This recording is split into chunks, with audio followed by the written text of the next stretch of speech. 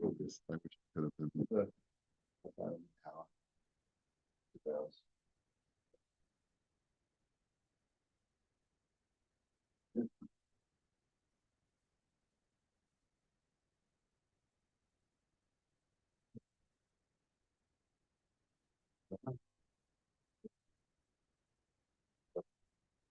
Okay, so let us continue. We started a discussion yesterday where the question was, um, what do you do in the winter when someone wants to keep the window open? What are the rights of each individual, and what are the rights of the public? Okay, so the basic premise that we're working with is that I, as a neighbor, cannot do anything that presents a nuisance to the other neighbors. And as such, if something is considered to be a nuisance, I'm not permitted to do it. I can't, and therefore, having to do with opening a window, it's generally considered a nuisance to introduce cold air into a room during the winter. People are sensitive to it, and therefore, I don't have a right to to open the window in the winter. And he said, "V'hu adin b'kayit shrov hatzibor cham lahem." And he says, and the same thing, the converse would be true in the summer, when most people are warm, uzukukim la'avir tzach lahakil me'aleim et hachom, and they require a breeze in order to alleviate the heat. V'rotzim liftoach et hachalon v'yesh anoshim shekar lahem, and they want to open the window, but there's a minority of people who say keep the window closed. They are nonetheless entitled to open the window.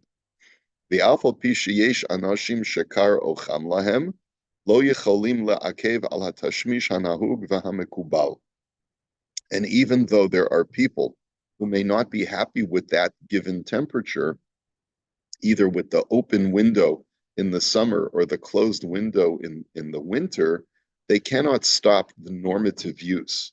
Now, it sounds like whatever the normative use is, which means that even, and it's interesting, what is considered to be normative? It seems like you would have to go according to the majority of people in the room, although he doesn't say that explicitly. I mean, conceivably, what if I'm in a senior facility and the majority of people in the senior facility are cold even in the summer? So then just because I'm someone's son or daughter and I want the window open because it's a furnace in here, but they like it steamy, they like it really. It's an exception, but everyone else feels a certain way, even though they're resident. Yeah, that's right. Okay. So he says, Lamaha davar domeh. So he says, what is this analogous to? La adam sheyesh lo shachein im yeladim kitanim. It's like a person who's a neighbor who has small children. Uve'emtza halayla hatinok shel hashochein boche umayir oto mishenato. He says, in the middle of the night, your neighbor's kid wakes up and starts crying all night. She'ena yachol limchot biyado, heyot v'davar zeh matzui b'chol bayit sheyesh bo yeladim kitanim. He says, unfortunately, this is just the reality of life. In other words, if I choose to fly a red-eye flight and someone's kid, and I'm flying to Israel, and someone's kid decides to scream, I don't have a right to go over to that person and say, would you kindly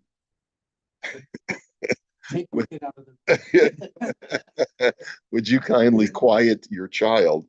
I don't have a right to do that. You know what the correct response is? Well, I'm sorry, sir. This is a public flight to Israel. You knew that there were going to be children coming on the plane, and you don't have a right to be upset that there are crying children on a plane.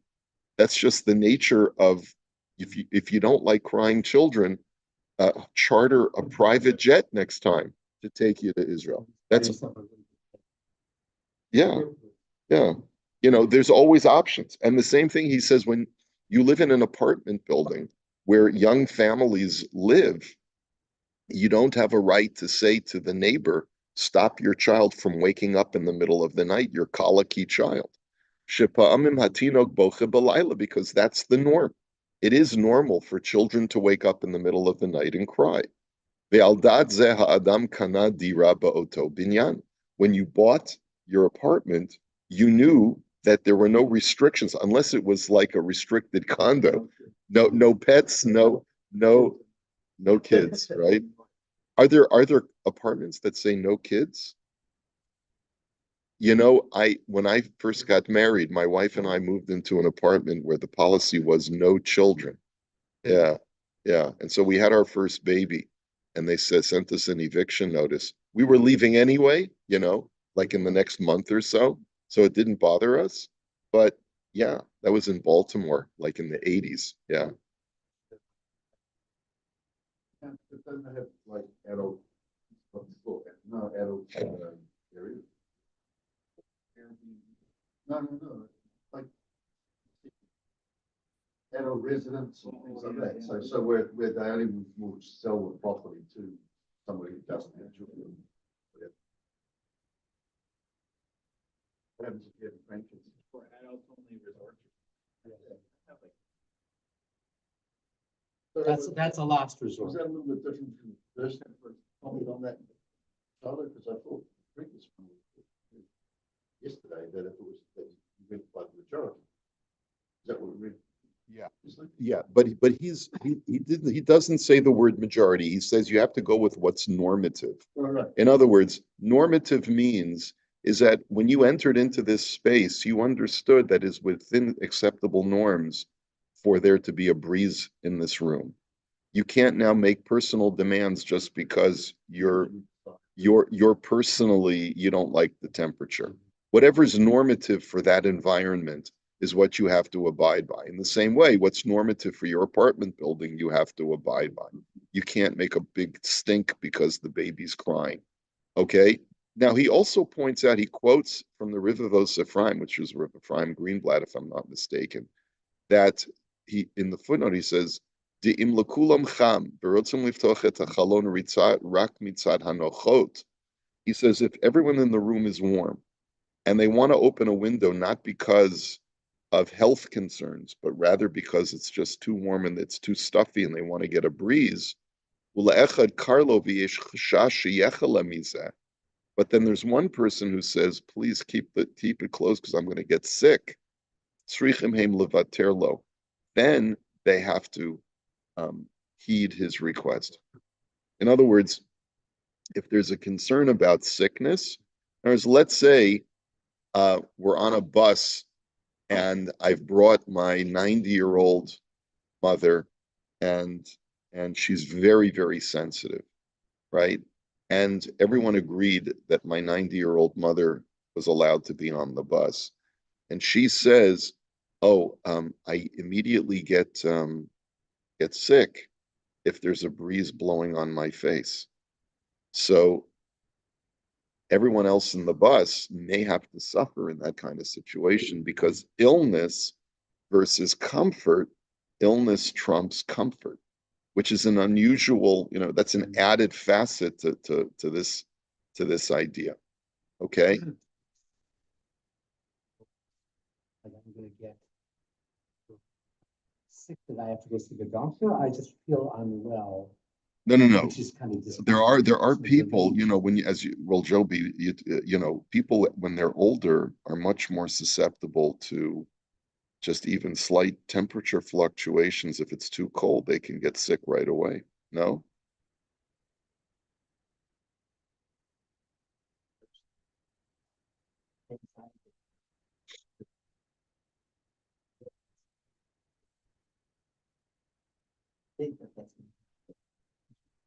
Biologically, but it's not as common as a concern. Uh-huh. That's what my wife always tells me as a physician. She said, how about getting a draft, the windows open, you don't really get, something happening to you. But still, even the psychological component might be enough to, render something. But and there's also another remedy, is that we can wrap mom up. you know, and put a coat on and a scarf and really insulate her well, or change seats, move her away from the window. You know, it's so funny. There's just a few months ago when it was really warm, there was a guy who just started complaining in the shul. He says it's so bloody cold in here. Why do they have to keep it so high? I was looking where he was sitting. He was right under a duct. The air was. He says, well, so like, why don't you change your seat?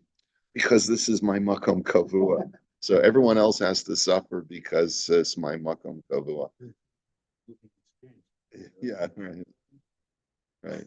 So anyway,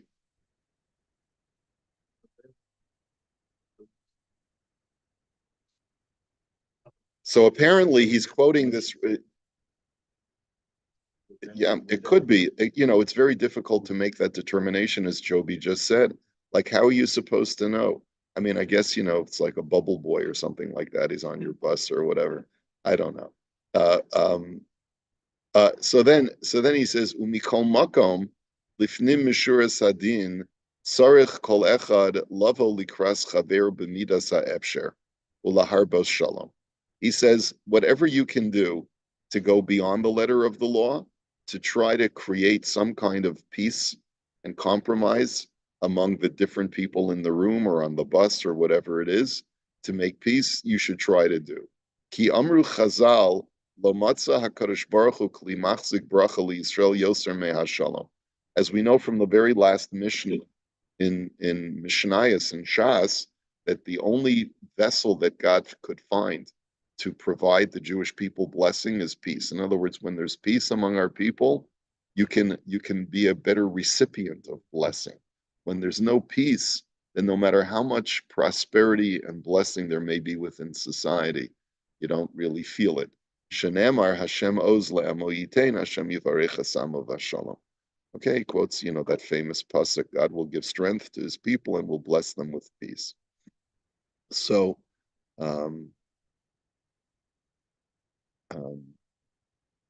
but he just, yeah, okay.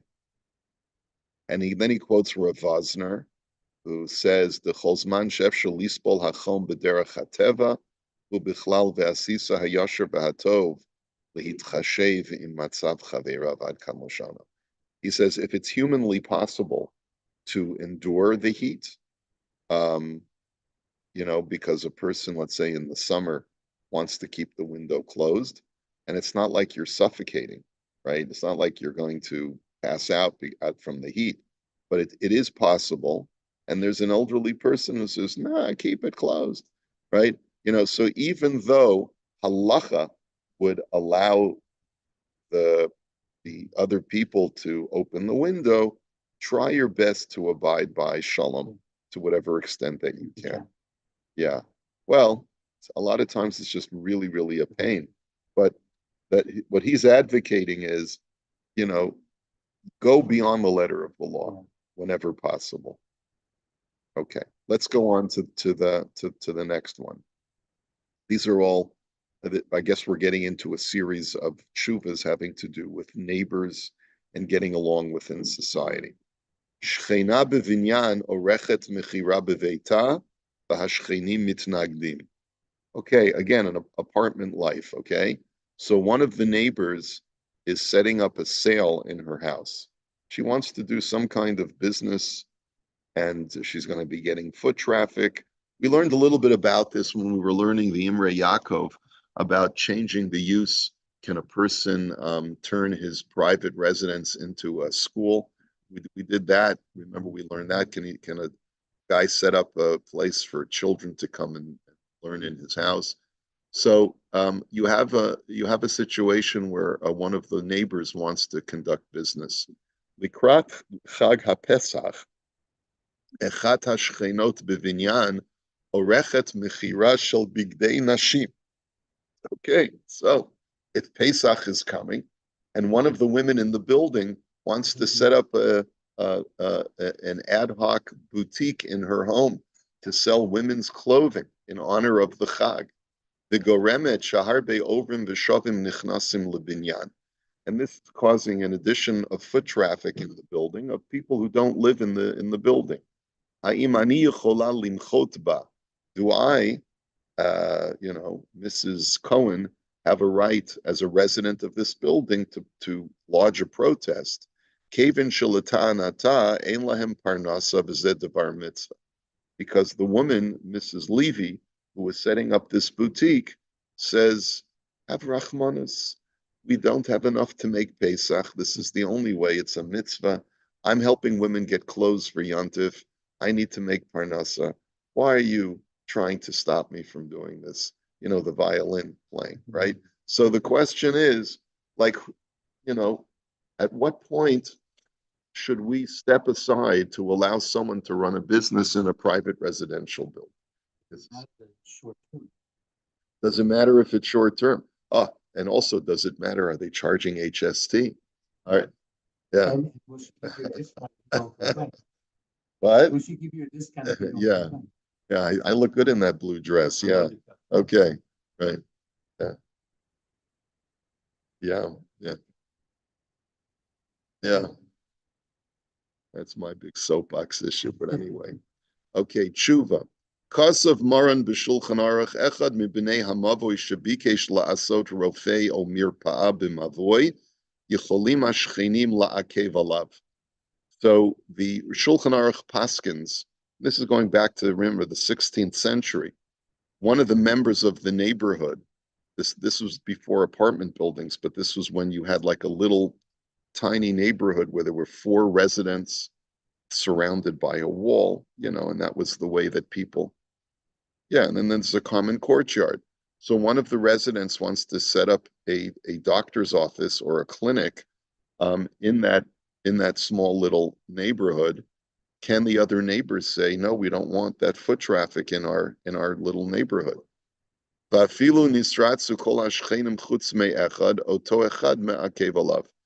even if all the neighbors, except for one guy, one nudnik, says, I don't want it, he has a right to prevent it from opening up. The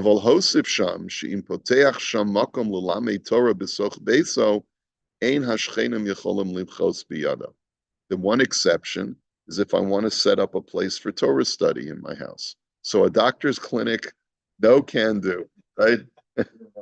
But a little Talmud Torah in my home, I am allowed to do. So again, it's a good question. Would a shul qualify? V'chein l'chol dvar mitzvah, or for any mitzvah, einam yecholim limchos biyado. For any mitzvah purposes, the neighbors cannot protest. V'lachein b'mikreh she'osim mechira b'toch binyan ikurim v'zeh mafriya lishchenim yecholim limchot bo. And therefore, Rav Sharaga says, if a woman is setting up a business endeavor, like a boutique in her private apartment, that's not a mitzvah. That's not, you may argue, well, it's a mitzvah because I'm providing clothing. Oh, and you're doing tzedakah for me. No, he's not. That's not a direct mitzvah. You could. It's a little bit hard to understand. I guess maybe the argument is that it's not a direct mitzvah. It's an indirect mitzvah, whereas Talmud Torah is a direct mitzvah. Well, a person who teaches Torah could be a tutor and is also getting paid for his services. What? Maybe emergency. Maybe if there's a plague. Maybe if it's during COVID. For another reason. Yeah, that right. That's right.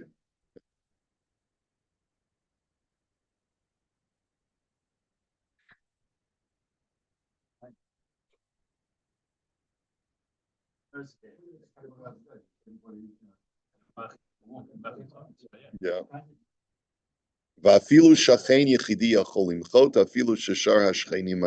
And therefore, even one of the neighbors in that apartment building has a right to lodge a protest and prevent her from opening up. Now, now, the fact that she's doing it for her parnasa does not make a difference. V'harama kasav shebizman hazeh parnaso hu dvar mitzvah, u'bidvar mitzvah eno rashai la'akev. So, however, the Rama writes that nowadays parnasa is a mitzvah. It's a mitzvah to go out and make a parnasa. So why can't she argue I'm doing a mitzvah, I'm making a parnasa? Now, I guess it's important to really see what he's referring to. It's a Rama in Siman Reish Mem Ches. Reish Mem Ches Sifdala. So we really have to take a look at that Rama.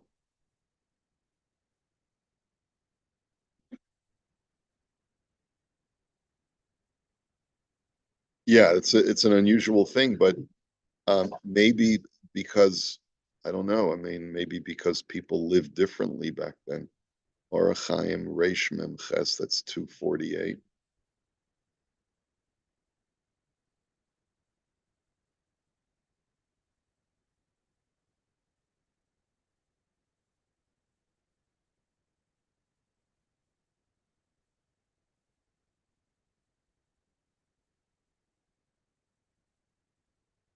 So it's interesting. This Siman in Shulchan Aruch is talking about a person who needs to depart on a journey before Shabbos.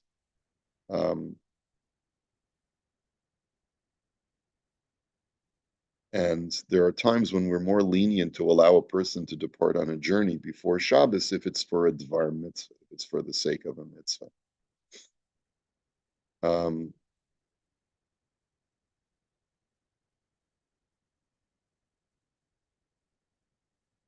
One who makes aliyah to immigrate may go on a caravan even on Erev Shabbos, right? Even though it's going to necessitate violating Shabbos because of the danger.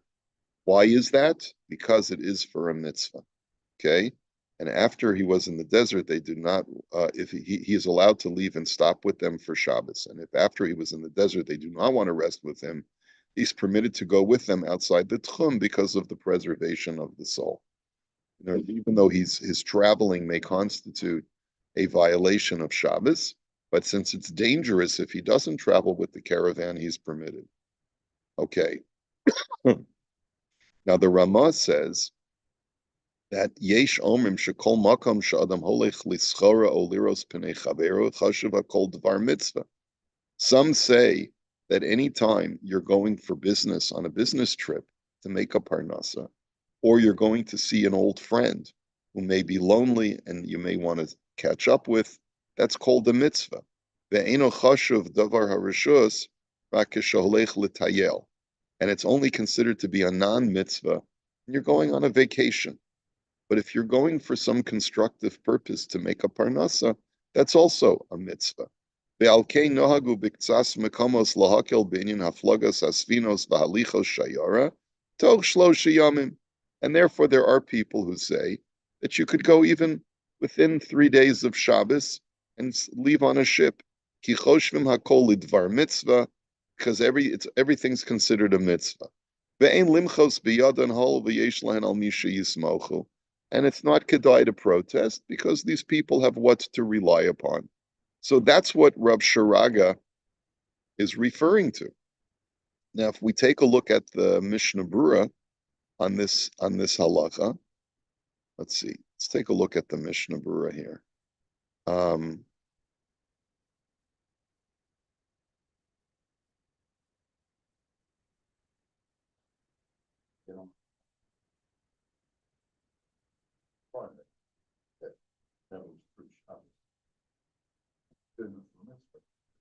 On a plane, you're saying?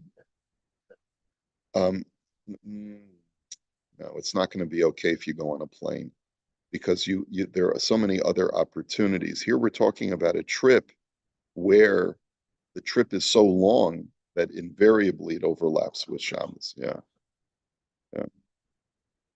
And you have the opportunity to stop in the middle of the journey for Shabbos. Okay. So the Mishnah Berurah's point over here is the kaven de ledvar mitzvah, avalam yatsa mitchila ledvar harishut, af sha'ata hayam mutar lo lalechet imayim chutz letchum mipnei pikuach nefesh. He says, if you left for a non-mitzvah purpose, even though you find yourself in the middle of the desert, you're allowed to continue traveling because otherwise it would be a sakana would be dangerous. Mikol makom kaven she'ovar mitzchila al das chacham b'ma sheyotze toch gimel yomim harehu kashar yotze chutz l'tchum de'en lo ela daled amos. It says, nonetheless, we only give you daled amos once you've left the tchum. V'im yatsa kodem gimel yomim afilu l'dvar harashus kaven dahashda hayitzarach lotzes mipnei pikuach nefesh yesh lo alpayim amal l'chol ruach kamo shekasav siman taf zayin. Okay, this is talking about a tchum issue. If you left within the first 3 days of the week on a Sunday, Monday, or Tuesday, and therefore you left with permission, if afterwards you find yourself outside the tchum because of pikuach nefesh purposes, we do allow you, once you stop, to have another 2,000 amos wherever you are. Then the Rama writes, as far as business, afilu yesh lo mezonos v'holich lischor laharbach legabos mos me'eno Yehudi shu chole. Okay, he says, even if you already have money in the bank and you're just going for additional purpose, to expand your revenue. Okay, so it's not like the Mishnah Berurah is basically saying that the Rama considers it a mitzvah to make parnasa, even if you already have what you need, but to make even more parnasa is considered to be okay. And then he says, "Ulagabos mos me'ena Yehudi shehu chola kolot she'eno goses lo mikri pseida vadois, v'ha'el yaraba mekel bazeh de logara meholech lischara. Vel kein mutter lahaflig avor zeh betoch gimel yamim." He says, even let's say, collect money from a non-Jew who is sick, and therefore you're worried he may never pay you back. El Yaraba is lenient. Okay.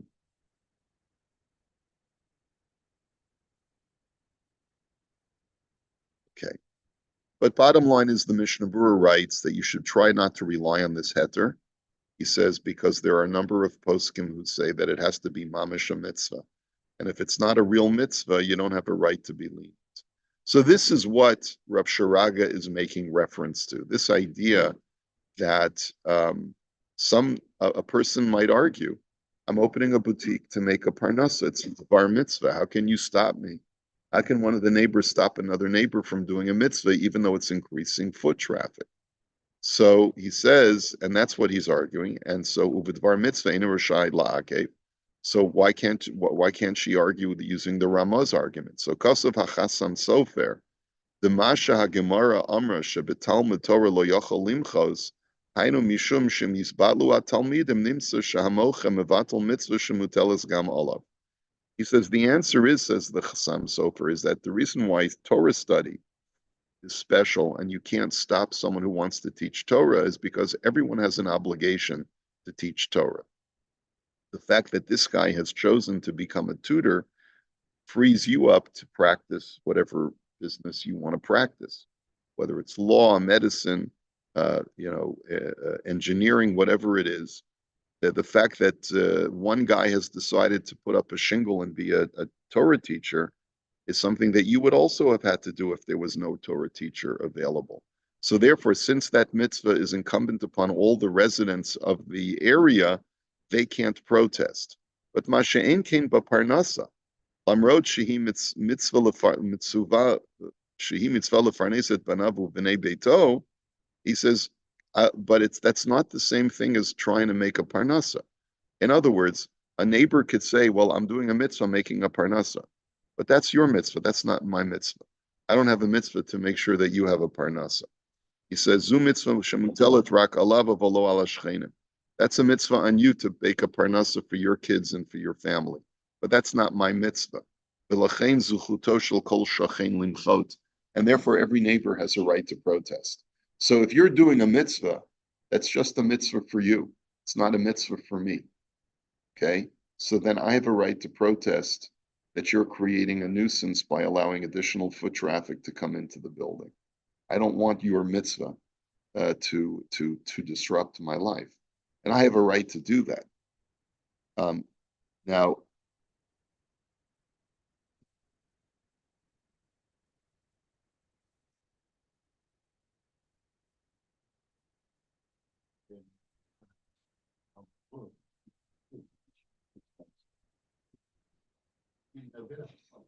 Yeah, but I have an obligation to make sure the kids in the community are taught Torah. It's a communal responsibility. So the fact that he's doing it is he's doing it on my behalf also. That's right. It's not a question of benefit. It's a question of what am I commanded to do? I'm commanded, just like he is, to make sure the kids in our community are taught Torah. Yeah. The lady says, I need to make parnasa for my family. That's your mitzvah. That's not my mitzvah. I don't have a mitzvah to make sure that you're making parnasa. Yeah, that's not a communal obligation.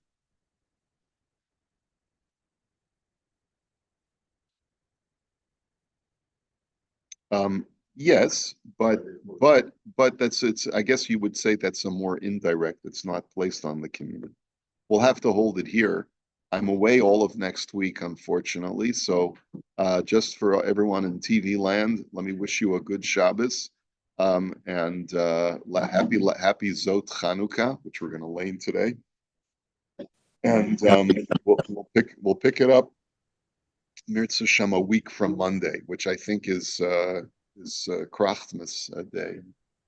So we may be off that day. I guess maybe it's a stat holiday. We're off Monday and Tuesday. We should learn twice as much Torah. That's there you go. So Boxing Day. It's called Boxing Day.